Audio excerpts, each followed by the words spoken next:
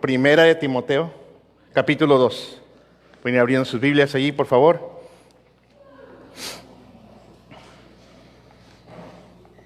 Vamos a estar tomando Santa Cena. Que vayamos preparando nuestros corazones, ponernos a cuentas con el Señor, cualquier cosa que sabemos que no está bien ahí delante de Él.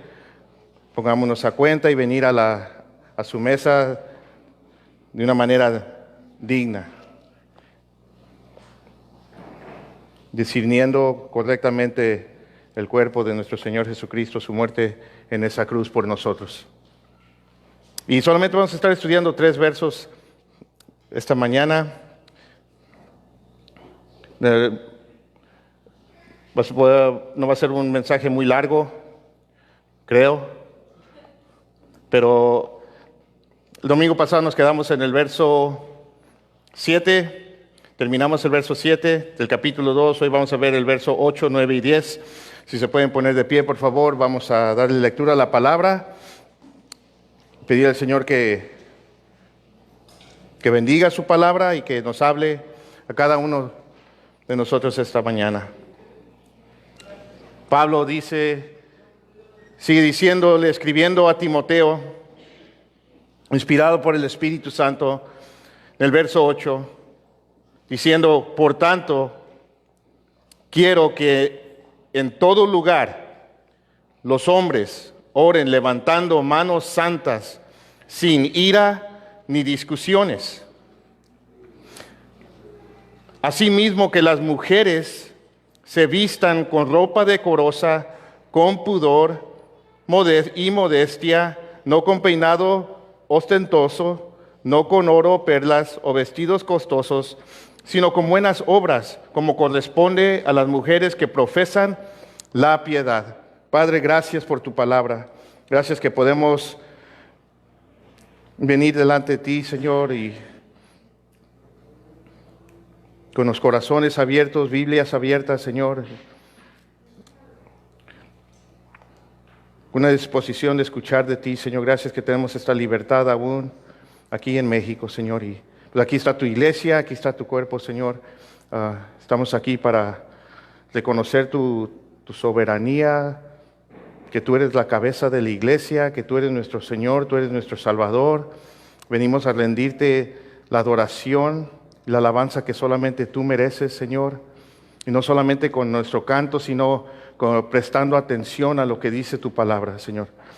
Háblanos, Señor. Sabemos que tu corazón es instruirnos, madurarnos, prepararnos para la obra del ministerio, Señor. Tu deseo es que crezcamos en ti, que sigamos aprendiendo de ti, Señor. Este mundo continuamente nos está queriendo instruir, continuamente nos está queriendo indoctrinar. Es una lucha que enfrentamos todos los días y te doy gracias, Dios, por tu iglesia que viene, Señor, aquí para ser instruido por tu palabra, para saber cómo pelear la buena batalla allá afuera, Señor, todos los días, Dios. Con las mentiras de Satanás, las mentiras de este mundo, Señor. Y esa batalla la peleamos con tu verdad. Santifícanos, Señor, por medio de tu palabra, Señor, tu palabra que es verdad. Te lo pedimos, Señor, esta mañana. Y tu iglesia dice, amén. Pueden tomar su asiento. En 1 Corintios, capítulo 14, verso 40, el apóstol Pablo le tuvo que decir a los corintios que en las reuniones públicas como estas, que todo se hiciera decentemente y con orden. Y les tuvo que recordar esto porque ellos habían quitado su atención de Jesús y estaban ellos enfocándose en ellos mismos. Ellos se habían convertido en el centro de atención en las reuniones públicas. Estaban mal usando los dones espirituales. Estaban elevando unos dones sobre otros, dándoles más importancia a unos dones que a otros. Estaban formando sus grupitos allí entre ellos. Y todo eso estaba causando divisiones y problemas en la iglesia. Estaban caminando en la carne y no en el espíritu. Y las reuniones allí en Corintios se habían convertido en un caos y no estaban haciendo las cosas decentemente y con orden, porque el centro de atención ya no era Jesús, sino ellos mismos. Y algo similar estaba pasando en la iglesia de Éfeso. Jesús y su obra en la cruz había dejado de ser el centro de atención. Y cuando Jesús y su obra en la cruz deja de ser el enfoque y el centro de atención de nuestras vidas como cristianos y de las reuniones públicas de la iglesia, va a haber caos, hermanos. Va a haber problemas. Cristo no va a ser glorificado. Y el propósito de la iglesia, la razón por cual nosotros existimos y seguimos aquí en la tierra, es para glorificar al Señor. Y por eso Pablo le escribe esta carta a Timoteo dándole mucha instrucción para que pusiera orden en la iglesia en Éfeso, para que los hermanos supieran cómo conducirse en las reuniones públicas, para recordarles que se trata de Jesús, que no se trata de ellos, no se trata de ti, no se trata de mí, se trata de Jesús. Y Él debe de ser nuestro enfoque y el centro de nuestra atención en nuestras vidas y aquí en las reuniones públicas de la iglesia. El domingo pasado vimos que Pablo empieza el capítulo 2 dándole instrucciones a Timoteo. Y la primera instrucción que le dio tiene que ver con la oración.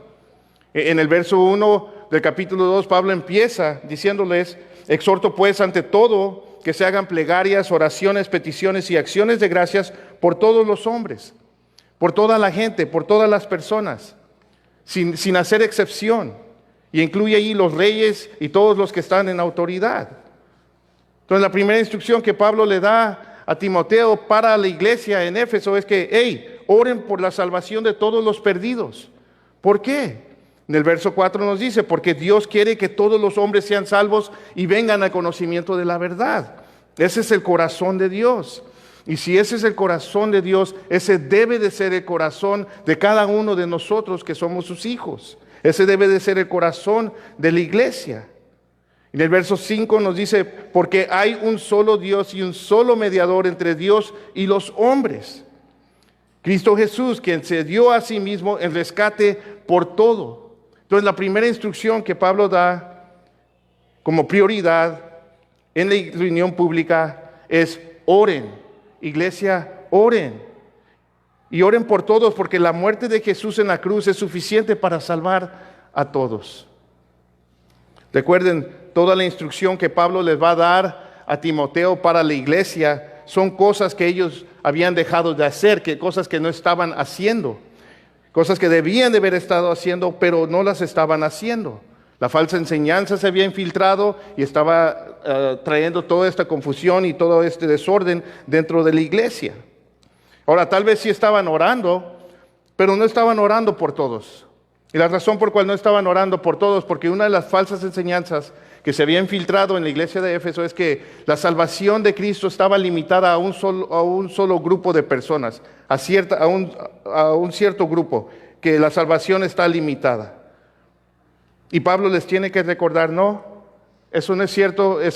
La salvación de Cristo está disponible para todos, para todos. No hay nadie que está fuera del alcance de la salvación del Señor. Lo único que impide que alguien sea salvo es que esa persona rechace el mensaje de Cristo, la obra de Cristo en la cruz. Pero está disponible para todos. Y ahora en el verso 8 al 10, Pablo va a dar instrucciones a Timoteo separadas para los hombres y para las mujeres. Así que lo que quisiera hacer esta mañana es pedirle que todos los hombres se pueden sentar de este lado y todas las mujeres se pueden sentar de este lado, para dirigirme a los hombres primeramente y luego a las mujeres. Estoy jugando, es un chiste. Sí, ríense, por favor.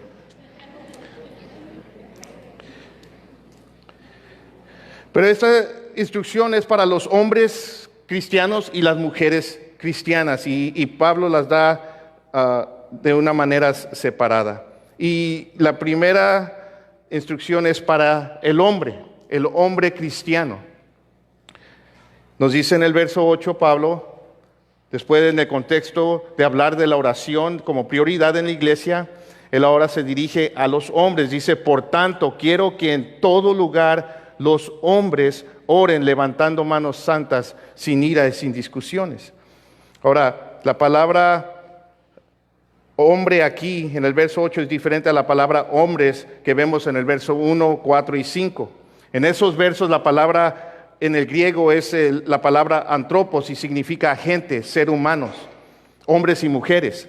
Pero aquí en el verso 8 es la palabra griega aner y significa hombre, género masculino. Entonces Pablo se está dirigiendo a los hombres. Y la instrucción de Pablo para Timoteo es que en todo lugar los hombres oren. Ahora, esta frase de todo lugar, Pablo está refiriéndose que en todas las iglesias locales, en las reuniones públicas, que oren los hombres. Que los hombres dirijan las oraciones. Ahora, esto no quiere decir que las mujeres no pueden orar en la reunión pública, porque vemos en 1 Corintios que ahí las mujeres también oran. Entonces, ese no es el punto que Pablo está haciendo aquí. Lo que Pablo está diciendo es que los hombres asuman la responsabilidad de dirigir las oraciones en las reuniones públicas. Y Pablo nos dice con qué actitud lo debemos de hacer. Nos dice levantando manos santas. Ahora, levantar las manos y la mirada hacia el cielo era una costumbre judía. Ellos levantaban las manos y miraban y la mirada para orar. Pero en la Biblia vemos que hay muchas diferentes posturas para orar. Vemos que unos oran de pie, otros de rodillas, otros sentados, otros inclinando la cabeza, otros levantando la mirada, otros acostados de pecho, como el rey David. Y una de las posturas que no vemos es la que nosotros tenemos por costumbre, ¿no? Cerrar los ojos, inclinar la cabeza y cerrar las manitas así. Y está bien, no pasa nada, no quiere decir que no podemos orar así. Es solamente la postura en realidad física para orar no importa en realidad, siempre y cuando se haga con reverencia. Y la razón por cual a veces cerramos los ojos, pedimos que cerremos los ojos es para no distraernos, pero la postura física en realidad no importa. Lo que importa es la postura de nuestro corazón cuando oramos al Señor. Entonces Pablo dice, oren levantando manos santas. Y manos santas está hablando de vidas santas. Amén. Está hablando de vidas que honran al Señor, de vidas que caminan en santidad. Porque con las manos representan nuestras obras. Y Isaías 1:15 y el 16 es un verso que nos puede ayudar a entender esto. El Señor allí le está hablando al pueblo de Israel por medio del profeta Isaías, y Él les dice esto a ellos: cuando extiendan sus manos, esconderé mis ojos de ustedes. Sí, aunque multipliquen las oraciones, no escucharé. Sus manos están llenas de sangre. Lávense, límpiense, quiten la maldad de sus obras de delante de mis ojos, cesen de hacer el mal. Entonces el Señor les dice que sus manos no están limpias. No levanten sus manos, están sucias, están llenas de sangre. No vengan a buscarme en oración de esta manera. Primero arrepiéntanse y luego pueden levantar sus manos. Entonces Isaías aquí nos deja claro que levantar las manos no solo es una postura física para orar. Las manos representan nuestras obras. Y el Señor les dice, sus manos están llenas de sangre.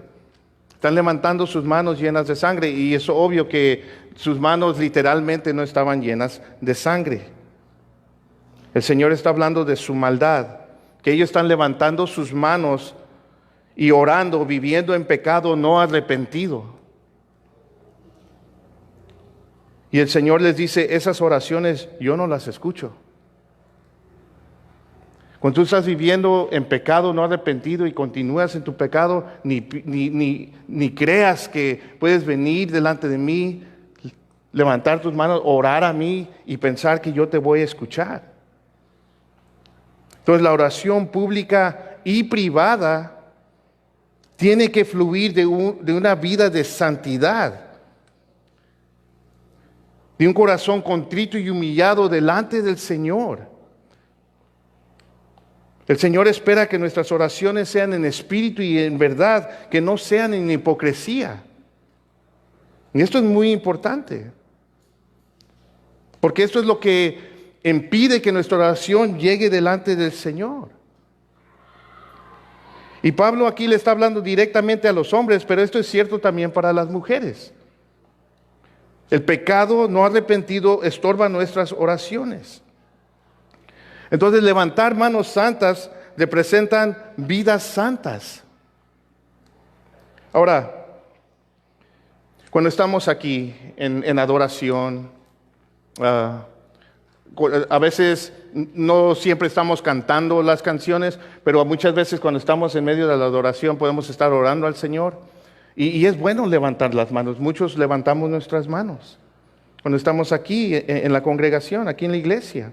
Y eso es bueno, porque al levantar nuestras manos al Señor, expresan nuestra necesidad de Él. Expresan que yo soy dependiente de Él. Y expresan que yo estoy rendido a Él. Eso es lo que representa muchas veces levantando nuestras manos al Señor. Entonces, no es malo, es bueno. Y es bueno que la iglesia vea hombres levantando las manos al Señor, aquí en la congregación. Es bueno que vean a los hombres expresando su necesidad y su dependencia y su rendimiento al Señor.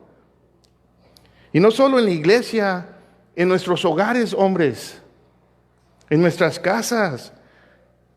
Que nosotros seamos ejemplos, que seamos sermones vivos para nuestras familias.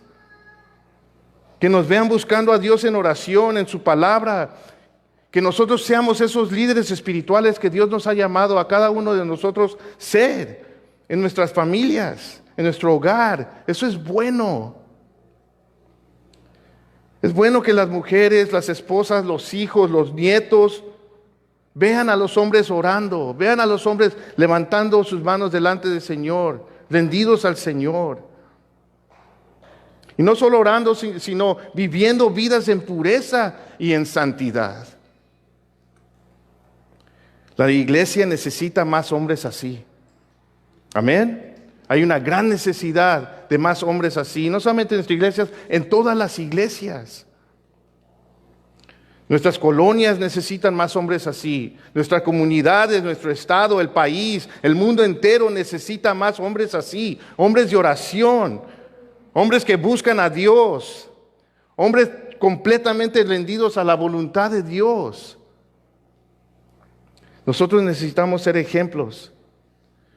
Primeramente en nuestro hogar y en la iglesia. Amén. Hombres, uno. ¿Están enojados o qué? Hombre, cristiano. Mujeres, si tienes un hombre a un lado de ti o tu esposo, dile, te están hablando. No se preocupen, ahorita vamos a dirigirnos a las mujeres. Les va a tocar a ustedes. Miren, hermanos, nuestras oraciones tienen que fluir de nuestra relación íntima y profunda con Jesús, de vidas que buscan hacer su voluntad, de vidas de santidad, de vidas que no viven practicando el pecado y hipocresía, de vidas que se arrepienten y se ponen a cuentas con Dios cuando pecamos. ¿Por qué? Porque esa es la oración que Dios escucha. Amén. Esa es la oración que Dios escucha. ¿Queremos que el Señor escuche nuestras oraciones? Pues así es como tenemos que hacerlo. No podemos vivir vidas de hipocresía. Podemos engañar a toda la iglesia, pero no podemos engañar a Dios. Nos podemos aún engañar a nosotros mismos, pero no podemos engañar a Dios.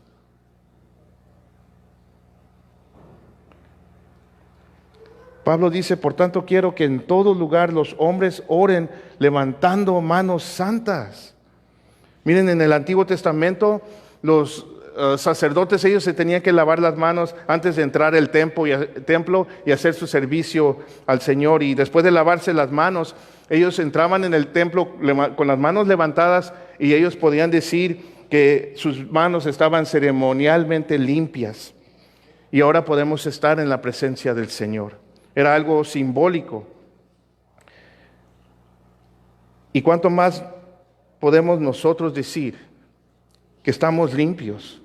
No solamente simbólicamente, sino por la sangre preciosa de Jesús. Y esa es la razón por cual podemos levantar manos santas y entrar en su presencia en oración. Esa es la única razón, por la obra de Jesucristo en esa cruz. Y Pablo nos sigue diciendo que debemos orar sin ira y discusiones. ¿Por qué diría Pablo esto? Como que si los hombres fuéramos peleoneros o buscapleitos. Sabemos que cualquier pecado no arrepentido estorba nuestras oraciones. Amén. Pero Pablo da dos pecados aquí específicos y dice la ira y la discusión. Y uno lleva al otro. Y en aquel tiempo, igual que en este tiempo, los hombres eran dados a la ira y las discusiones. A los hombres nos gusta discutir. Nos enojamos fácilmente. Amén. Digo, así somos peleoneros. Y tal vez no todos, pero la mayoría de nosotros sí. Cuando nos enojamos con alguien o cuando nos enojamos con nuestras esposas, y como somos hombres cristianos, no lo hacemos, pero muchas veces pensamos así como quisiera darle uno, cabrón. Nos cruza por la mente, ¿no? Uno acá, bueno. Somos diferentes. Las mujeres no piensan así. Las mujeres se enojan y ellas no piensan, le voy a dar me dan ganas de darle un. No, ellas dicen, le voy a envenenar el café. ¿No? Pero ellas no piensan así. Y las mujeres están lisas, ¿verdad? El primer ministro del Reino Unido, Winston Churchill, creo que se dice que una mujer que no lo quería para nada, pero le dijo, si tú fueras mi esposo, dice, le echaría veneno a tu té. Y él le dijo, si tú fueras mi esposa, me lo tomo, dice.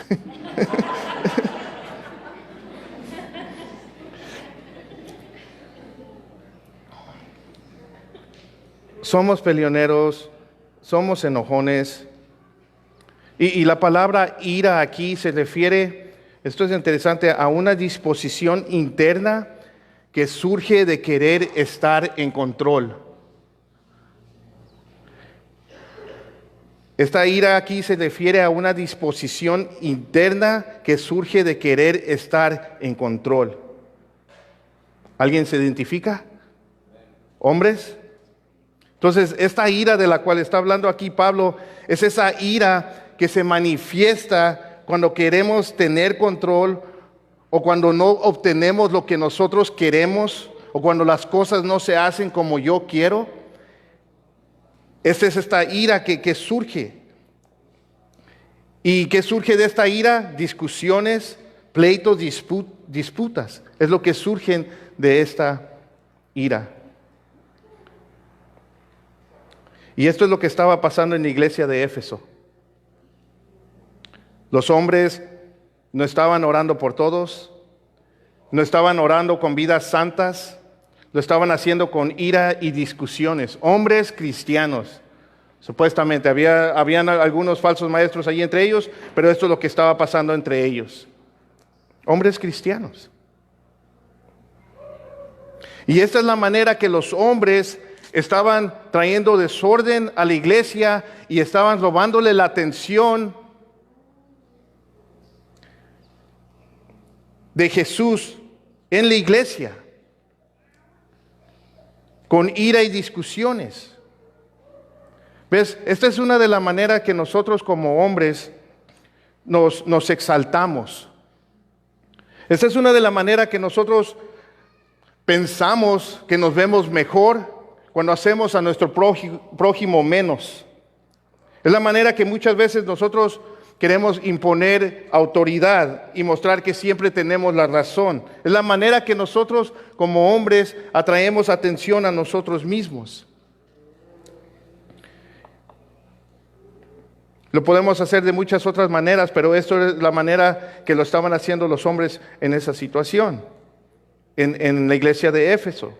Y por eso Pablo les dice, hombres, oren, levantando manos santas, sin ira y discusiones.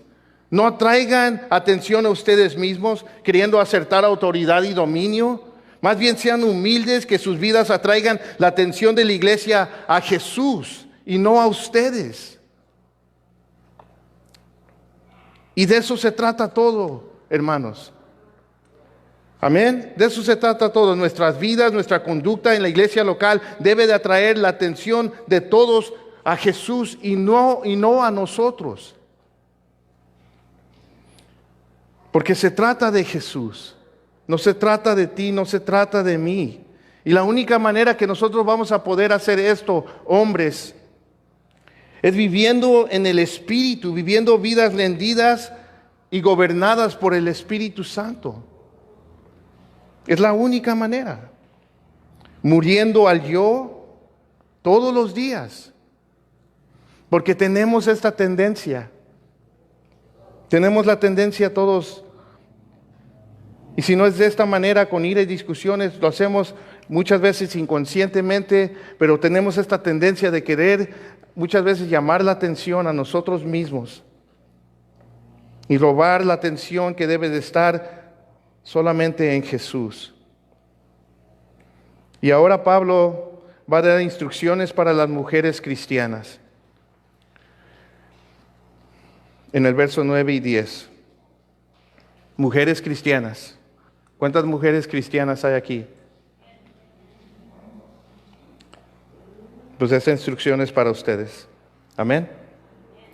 Pablo sigue diciendo asimismo que las mujeres se vistan con ropa decorosa, con pudor y modestia, no con peinado ostentoso, no con oro o perlas o vestidos costosos, sino con buenas obras, como corresponde a las mujeres que profesan la piedad.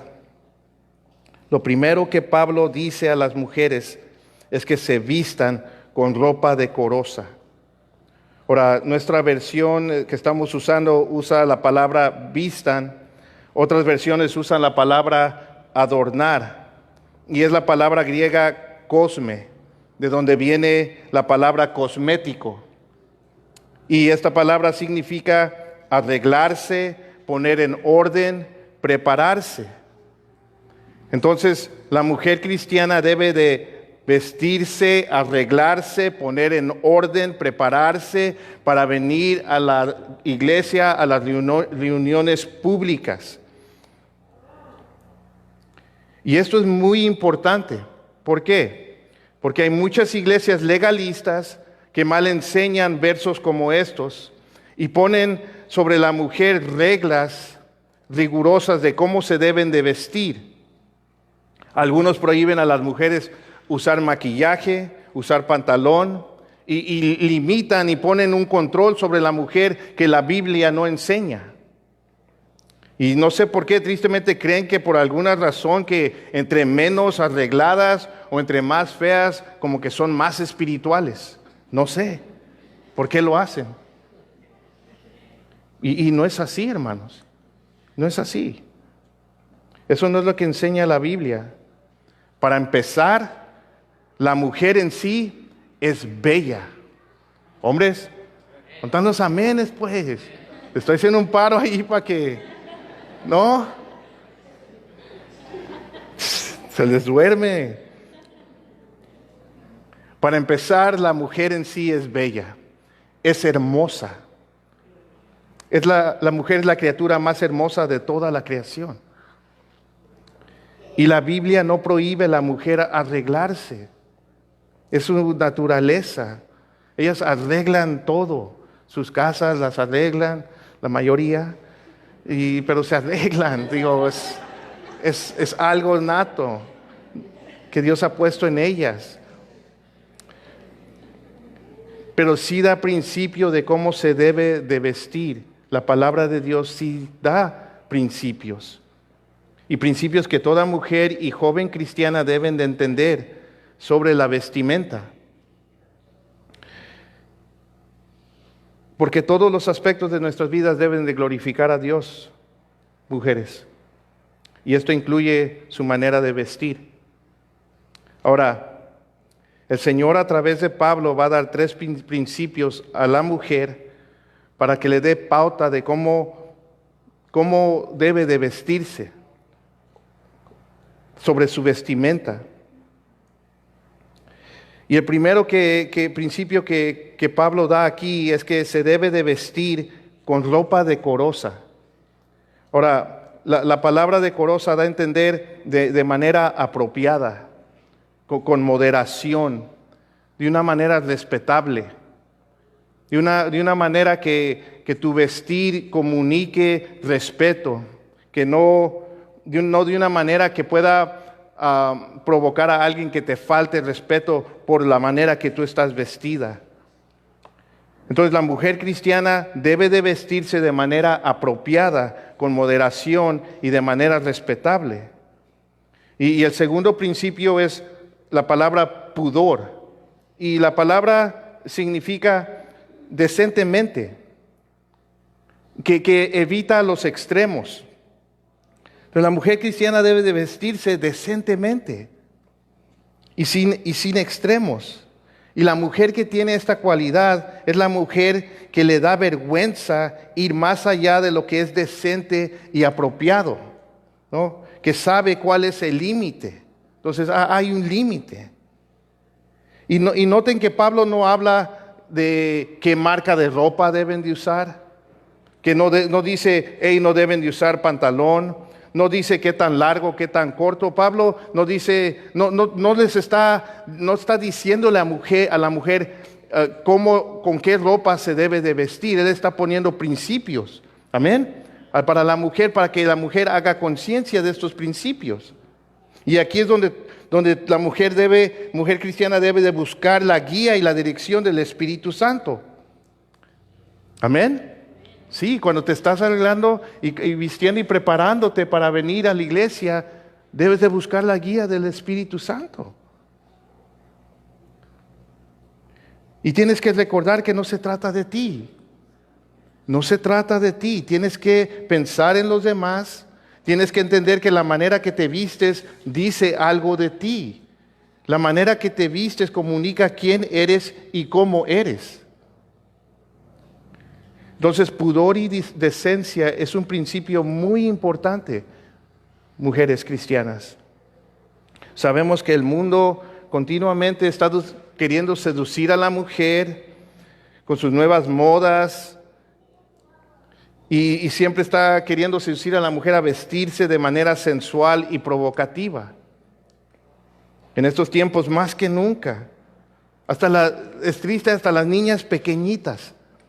Digo, no conocen al Señor, están perdidos, pero allí están ellos, lo ves que visten a las niñitas con minifaldas y a veces las visten hasta como prostitutas y se ríen y creen que todo está bien. No está bien.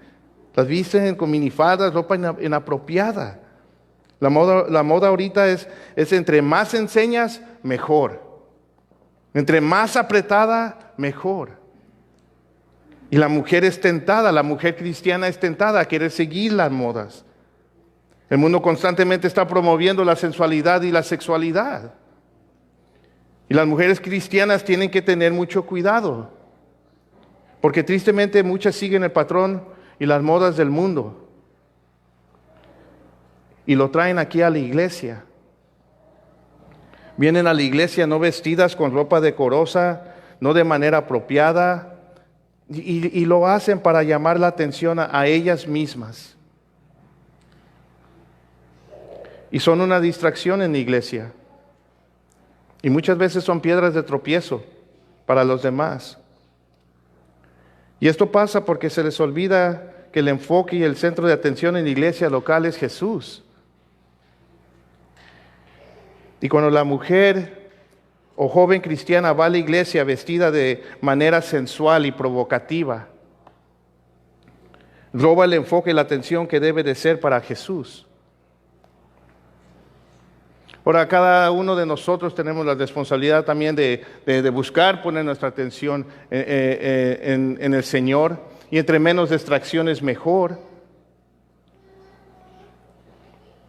Y por eso Pablo, inspirado por el Espíritu Santo, con la autoridad de parte de nuestro Señor Jesucristo mismo, le dice a la mujer que se vista con pudor,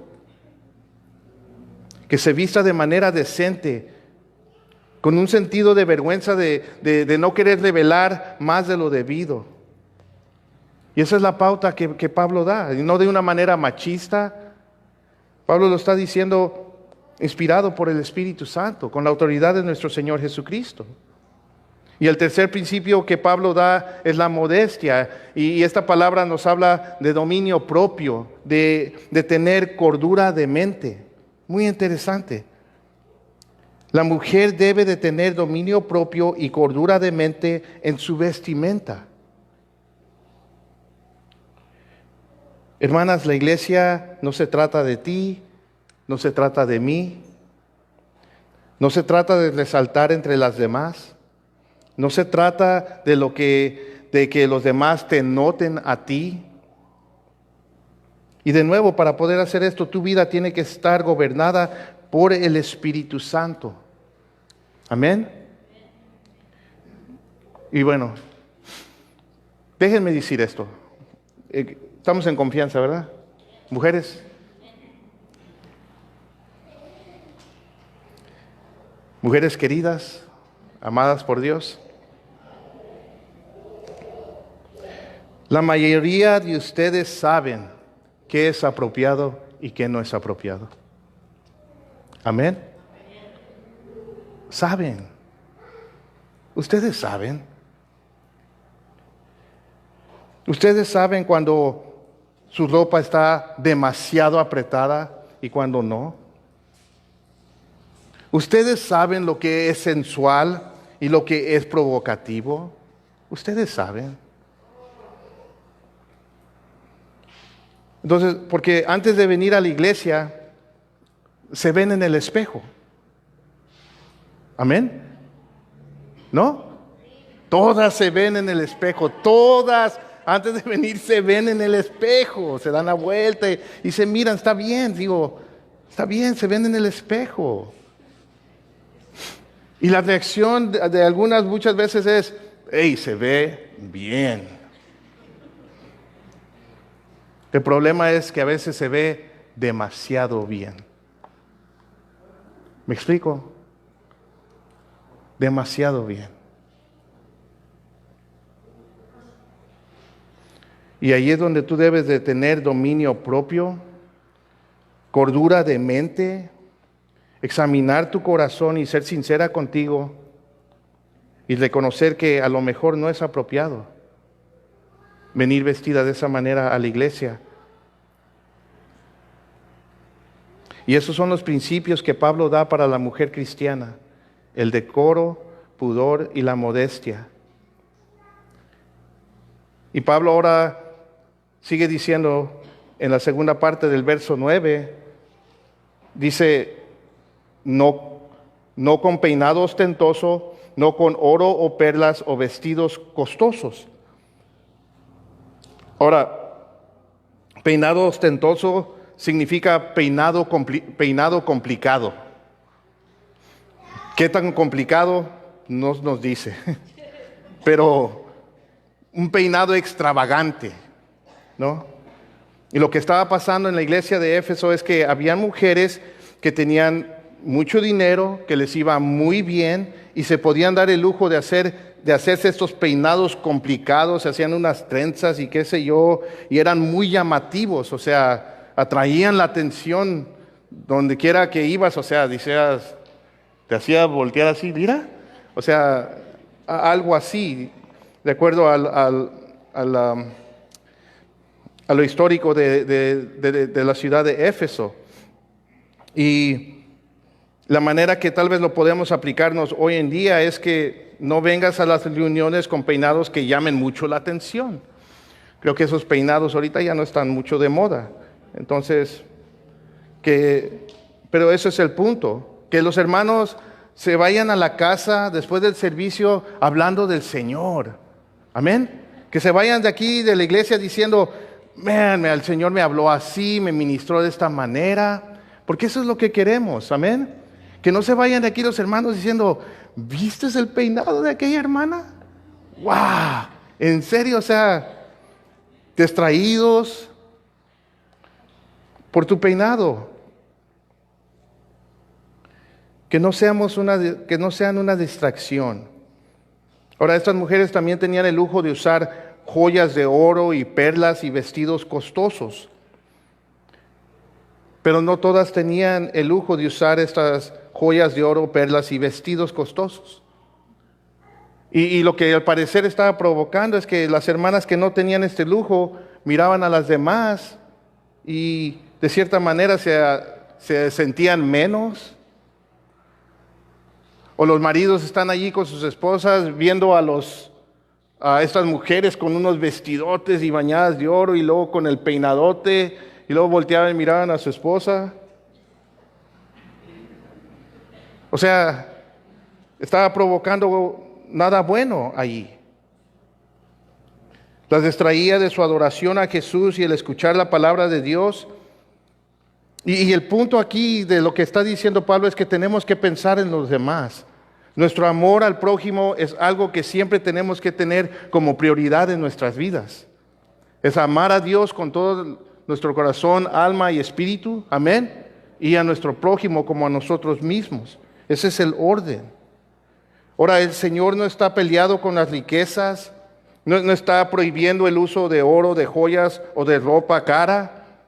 No está diciendo eso, y digo esto porque muchos toman textos como estos y enseñan que Dios, que es antibíblico usar un anillo de oro, una cadenita de oro. O sea, eso la Biblia no lo enseña.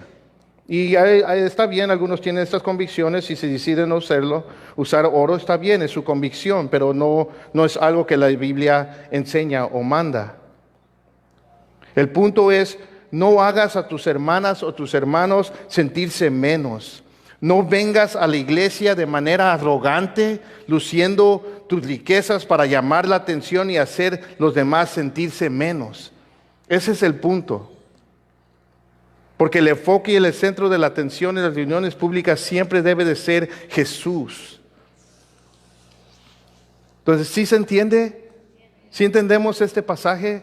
Muy sencillo, muy práctico. La Biblia no te dice cómo vestirte, mujer. La Biblia te da pautas para que tú puedas usar, para que sepas cómo vestirte. Yo sé que la lucha para muchas es que no hay nada, no venden nada, ropa decente, no hay ropa para la mujer cristiano y qué sabe qué. No. Pero esa es tu responsabilidad. Esa es tu responsabilidad. Entonces Pablo está diciendo a las mujeres, cuando vengan a la iglesia, vístanse de manera apropiada, decentemente, con modestia, no se vistan de manera provocativa o extravagante, no te vistas de manera sensual en la iglesia o fuera de la iglesia. En tu hogar con tu esposo tienes esa libertad, tu cuerpo es de él, luce tu cuerpo a tu esposo, es para él. Y si estás soltera, espérate a que el Señor te dé un esposo. No busques ser el centro de atención. Porque no creo que quieras competir por la atención con Jesús. Amén. Glorifica a Dios con tu manera de vestir. Esa es tu responsabilidad. La iglesia no es una pasarela para resaltar tu figura. La iglesia es para resaltar a Jesucristo. Que su decoro no sea con accesorios costosos, sino con buenas obras, dice Pablo en el verso 10. Con buenas obras. Como corresponde a las mujeres que profesan la piedad. Hermanas, la manera que viste una mujer es el reflejo de su corazón. La manera que se viste una mujer es el reflejo de su corazón. Y el único que puede adornar y cambiar tu corazón es Jesús. Y esa obra de transformación interior se va a revelar en lo exterior con tu conducta y tu manera de vestir. La Biblia no prohíbe a la mujer arreglarse, no.